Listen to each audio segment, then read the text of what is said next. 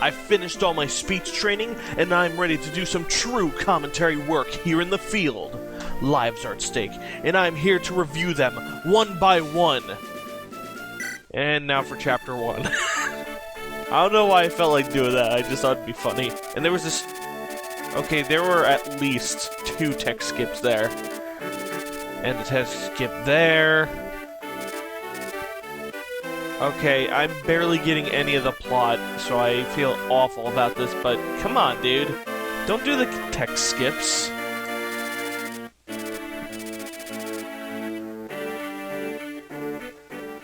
Mark is the default name of the tactician, so I kind of feel that naming this assassin Mark, while realistic in that people do share the same name, is probably not a good idea. Oh, look what we have here. We've got Attack of the,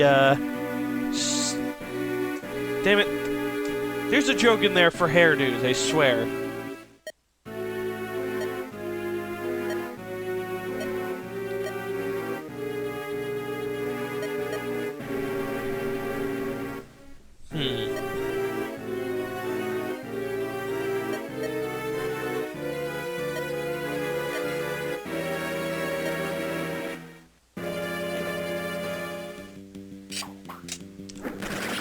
Whoa, dude. I have no words for that. Didn't Jafar live in the original thing? In the original game? Well, there you go. I mean, that's probably what a real assassin would do, cover up their tracks. Why did you not kill the old lady? Now she's gonna run away and tell everybody. Well, I guess she just did, so...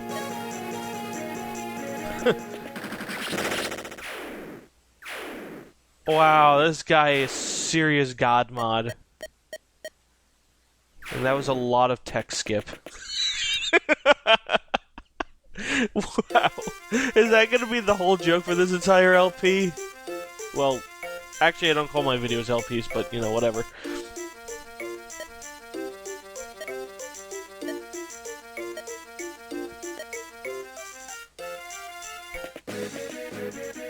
Well, that was quick.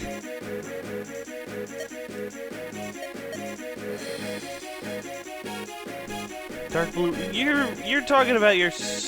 Oh wait, no. He's talking about Mark. Oh, now you've done it. Now the soldiers are gonna fucking want you dead now.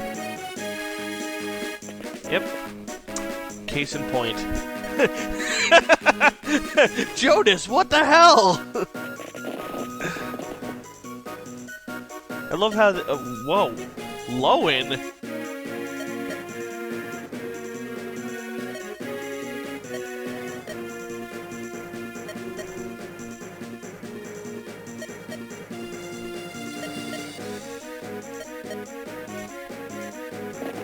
All right. Wow. I guess we're killing off even more playable characters now.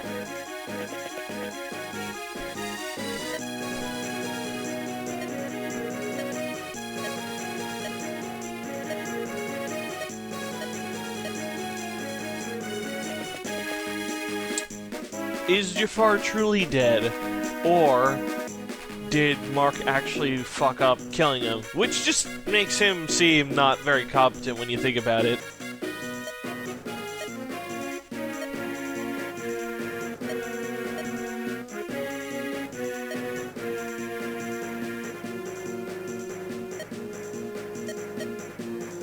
Oh, so this is an escape mission, okay. Oh my god. Look at... Wait a minute. This is the Fog of War chapter that happens right after Eliwood's father dies. Except this is in the morning. Why are we... Was this chapter really on the Dread Isle? I'm not sure. Well, I think he did specifically say what location it was, so it's possible I'm just screwing stuff up. Anyway, I just need to Wow, I don't like that, how these guys are positioned, honestly. I'm not expecting much in terms of level design from this. I mean, the first chapter kind of left a really bad first impression. But, you know, maybe it'll prove itself wrong. I mean, I'm just nitpicking over the simple, oh, and ally positioning. I mean, maybe I'm just being too harsh. I recently gave this guy a critique, and he seemed to take it alright at first, but then he made a video, and then I felt like shit. Like, a lot of times, this seems to be a common occurrence with me, is that, well, firstly, a lot of people say I'm a bit too harsh with my critiques, and I don't think that's entirely true. But I will admit that sometimes I am a bit, I can be a bit too much. Let's speed this up. Wow, he got skill. Amazing. Wow. Oh, ooh, something to talk about in this chapter.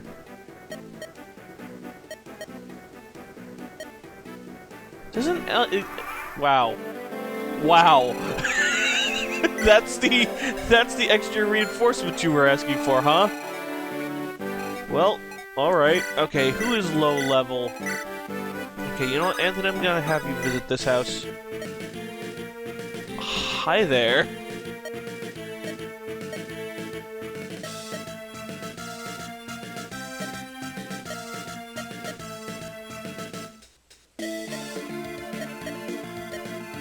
Huh. We got another interesting character, a guy who's completely off of his mind. Alright, so this guy is actually... Ooh! B rank! Wow, this guy's gonna actually be able to do a lot of damage once we actually get him something to do some real damage with, like maybe a Divine Tome. Then again, Divine weighs like a friggin' anvil, though, and Lightning seems to be only 3 weights, so perhaps I'm wrong. Perhaps the tomes in this game actually got buffed in that sense. Alright, what's in here? Nothing, pretty much. Wow, this, alright, Mario Bro. Some critique. This chapter's a bit too big for, you know, the first actual chapter of the game. Generally, I find that if you want your game to be good, you should probably, okay. In the early game, you don't want your chapters to be that long. You want them to be really small, concise experiences. In fact, I think that should be the case for later on in the game as well. You want your game to feel concise, and each chapter is just a small, like, a piece of the cake. And then by the end of the game, it's like, oh, you finished the entire cake and it was great. You know? So I'm guessing this is a mage that's gonna work for us.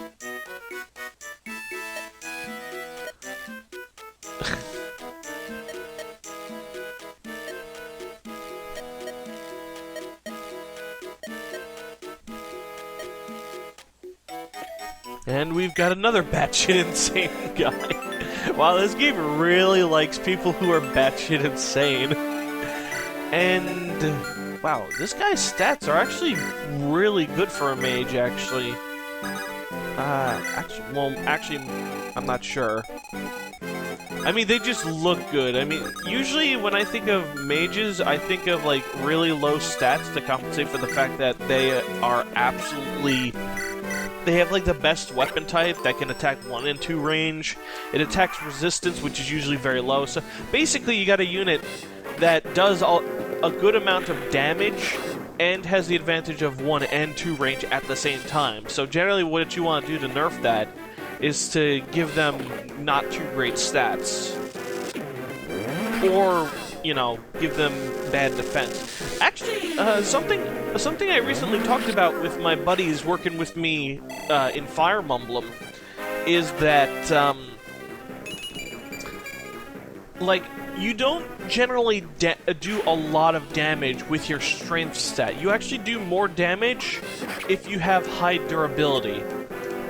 because the higher durability you have, the more capable you are of fighting multiple enemies at once on enemy phase. So as a result, units such as knights, while they have low movement, you can put them in a whole bunch of into a group of a bunch of enemies, and they'll be able to do damage on all of them because of retaliation. So having a good defense stat, like if you have a bad defense stat, then being a mage won't benefit you as much as it could. Mainly because you'll only be able to... Most of the time you'll only be making contributions on player phase because you'll want to avoid getting attacked and stuff. So, defense is actually a really central stat in Fire Emblem when you think about it. That and speed. Speed is the most central stat, but... Actually, you know what? I wonder. Maybe defense really is the most central stat in the game. Well, that and HP, since HP is, you know, more durability, but HP, unlike defense and resistance, is something that increases your durability for both magic and strength. So maybe HP is the most central stat. Either way, my point is that durability is really damn important. And that if you don't have it... Okay, no, I'm not even gonna go there. Okay, Chadwick, you need some major healing Thompson, so let's do that. It's a shame. Whoa. Okay, did I just miss a few enemies? Like, did I just not see these guys coming? Holy cow. Okay, I need to really hustle here, man. Oh, Jesus. Wow. Holy smoke bombs. Okay, I think I got a plan. Okay. I need to take a moment to think this over. Please, dear God, do enough damage. Nope. Alright, I'll be right back. Let's see what's in this right here. Oh, alright. Alright, what's in this house here?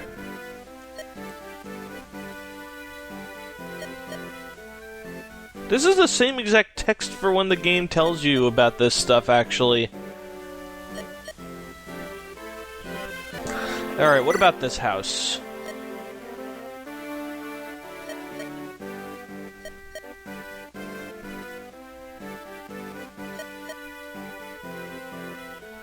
Alright, more basic tutorial knowledge. You know, we're playing a ROM hack, buddy.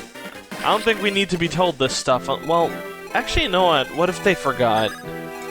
Yeah, alright, fine. I'll stop whining. Let's see what we can do about this guy. Dang, you know, Jonas really isn't very good. Just putting that out there, fellas. You can afford to be a wee bit better. I'm never gonna make that sound again, because that sounded ridiculous. Now that we're back to our regularly scheduled program, let's do some more fudge cakes. By the way, guys, you might notice I'm actually trying to swear less. It's because recently I asked people for some critique, and one of them said that I swear a lot, and that I should stop doing that. And you know what? I'm inclined to agree. Swearing doesn't make you look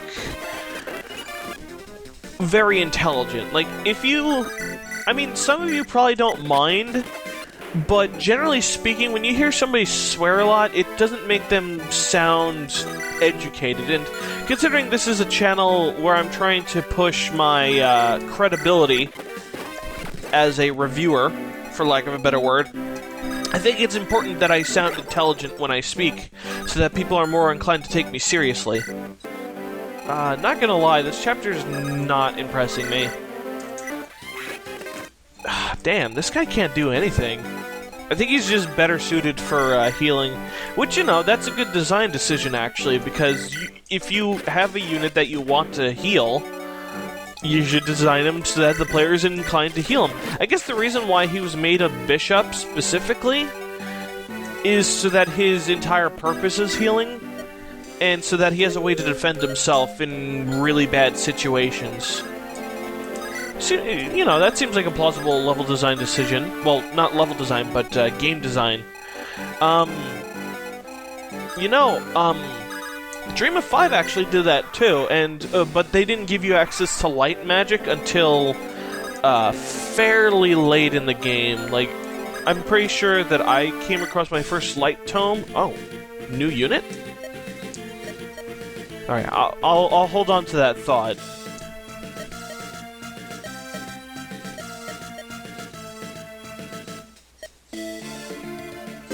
Okay, why did you give us the recruitment theme and not give us a character? I mean, that's just misleading.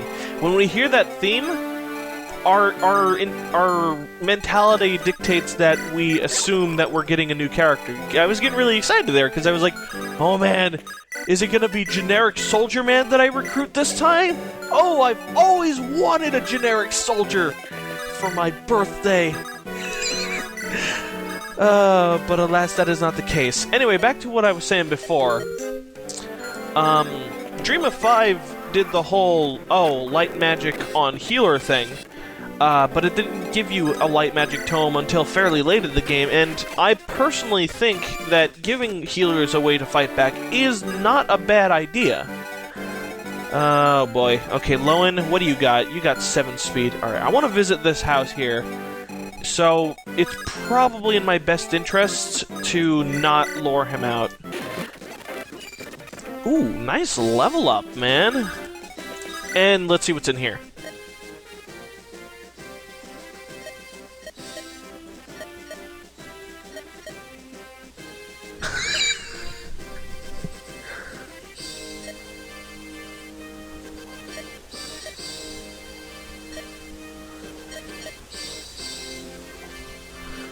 Well then.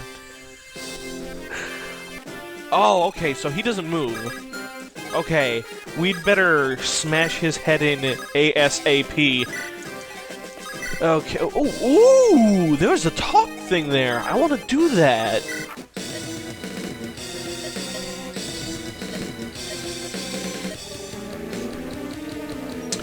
Oh. Oh, wow! He even... That's really impressive. He managed to keep a different song for the player phase. And that's something else that that most people didn't know about until later in ROM hacking as well. See, Mario Bro was ahead of his time. He was a genius, I tell ya! Let's do this!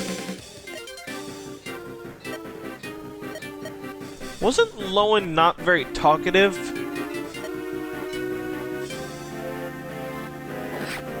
Oh yeah, Lowen was a good cook. I remember that. I'm gonna take the risk. How do they know Lowen's name, by the way? That just occurred to me.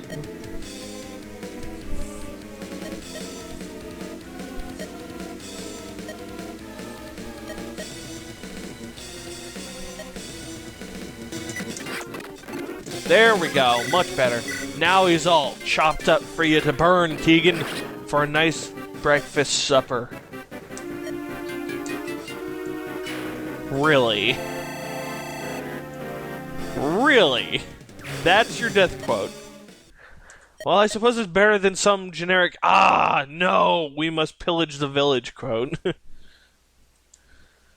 And don't get me wrong, I still think this is really interesting plot-wise. And the characters are cool.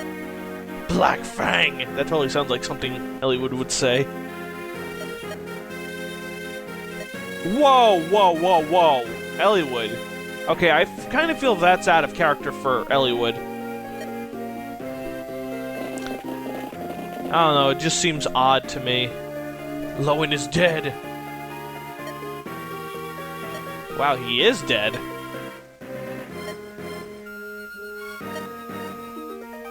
Alright, well, they've at least tried to paint Eliwood as still, you know, a guy who hates death and stuff.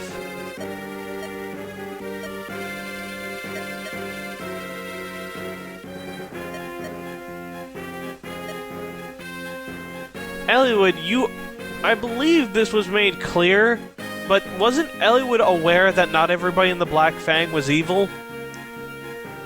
Like, I really want to just go back and play the game, because I kind of feel that this is out of character for him.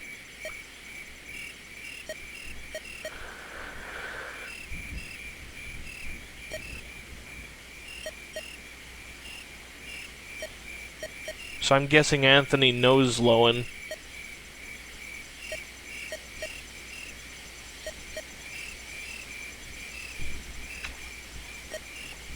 Count William.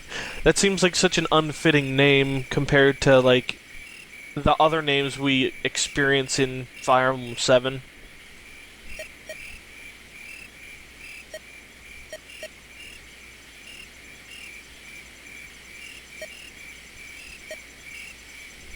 I don't know, he doesn't look like an asparagus. Oh, you know what? Maybe it's because... Yeah, you know what? I see it now.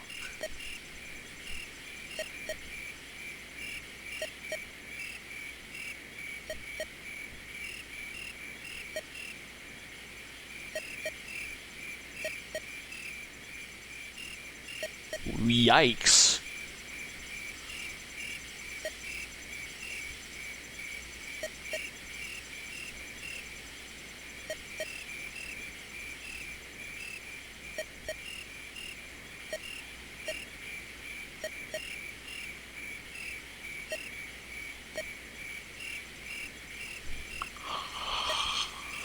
Oh. Pedophile, I say. Jan? Who's Jan?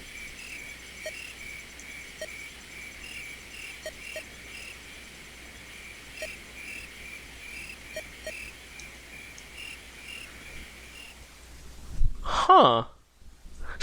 This is really making me think of, like, philosophical stuff. I don't know, this game's making me think. And that is a very important thing. When a game makes you think, it's probably a math homework. Anyway, thank you for your time. MarkYourJoe1990, signing out.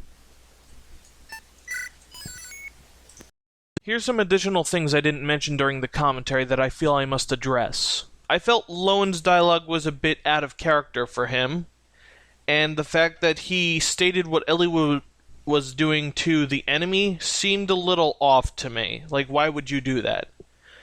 The map design is bloated, but aside from that, it was a pretty interesting chapter, and I think Ubaldo, or whatever the heck his name is pronounced, is a very rare case of taking a risk with a character, because in a lot of Fire Emblem hacks, most of the characters are usually fairly normal people, even if the situation is kind of dire. But Ubaldo he's fucking pedophile. Like, what else do you say to that? And he's on our side. That's really interesting. I honestly think that a lot of hacks need to have more fucked up characters as playable in the roster. I mean, in the original Fire Emblem 7, we had Carol, and he was a really interesting character too, because he was just so messed up. And I think that in Dream of 5 too, there's Crow, and he's probably my favorite character in that game, so it just goes to show you, the more messed up they are, the more interested we are in them. Or something like that. I don't know. You can make a character that's normal and still make them interesting, but you gotta, like, give them a person, you know. I don't know what I'm saying. All I'm saying is that so far the story and characters are good, it's just that the gameplay feels a bit lacking. So, I hope that explains all my thoughts. And with that out of the way, I'm going to do something else.